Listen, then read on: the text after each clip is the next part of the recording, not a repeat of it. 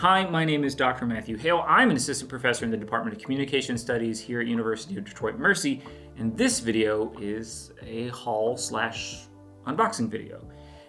I just recently was awarded a FIRE grant. Actually, I said recently, but back in October, we just recently got some equipment. So we got a FIRE grant.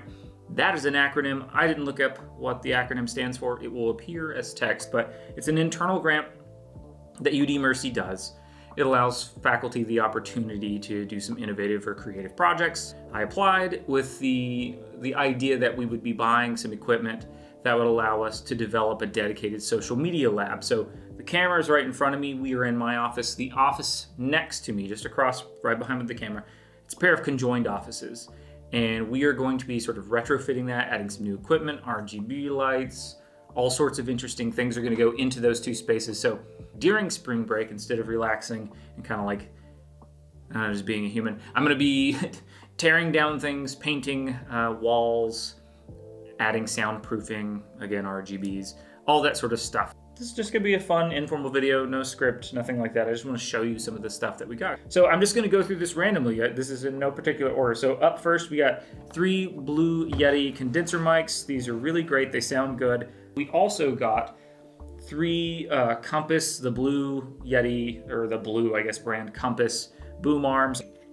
They feel elegant and sturdy, like they're gonna last a long time. They do what they're supposed to do. It's a simple design, but it works very, very well. The best thing about it, I think, there are 2 things that I adore, other than it looks nice and it functions well. It has incredibly good cable management. Look at that cable management. It's so managed. That cable's so managed.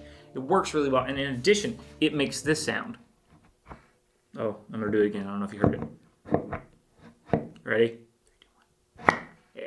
And we got these radius shock mounts, these sort of vintage style suspension shock mounts.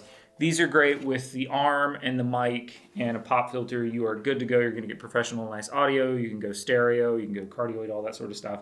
Next thing I want to talk about, this is the most expensive purchase by far in the batch of stuff that we got. We got 2 Sony A6000 cameras. These are mirrorless cameras. Originally, I had opted for 2 A6400s. I'm shooting on an A6400. I quite like it. It works pretty well for all of the things that I needed to do. Allows us to shoot in 4K, and there's not a 30-minute sort of limit on how much you can record in terms of video content like a lot of DSLRs. So it was a good fit for my applications, but because of chip shortages and supply shortages due to COVID and a variety of other factors, this is what we got. This will work. I'm really excited to have these into the hands of students because we have professional camcorders and DSLRs already in the basement. So if you're trying to do broadcast media, we've got all of that sort of stuff. If you're doing photojournalism, we've got that stuff. But now we've got an additional set of cameras. So pretty cool, pretty excited about it. Good stuff. We also got 3 GoPro. I think this is the Hero 7 Black. These are great. I have never really used an action camera. I've always wanted one. And now that we have 3 of these, I can see the opportunities that this will afford us with students to do really creative, fun, dynamic things. The urge to put this inside of a microwave or an air fryer or in one's fridge or in any sort of space in which one opens it and one is revealed to the camera, to throw it off a building, to dunk it in water, or to take up, now that I'm 36, extreme sports, it's a bad idea, or to strap it onto a dog. All of these things are things that I've done except for the extreme sports. And I didn't dunk it in water. This is how people run, I'm fairly certain.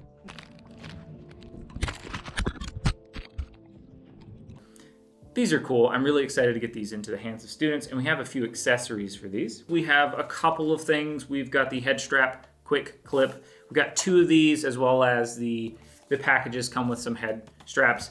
Then we've got this gooseneck. I'm gonna be buying a couple of more like suction cups that you can mount the GoPro to things.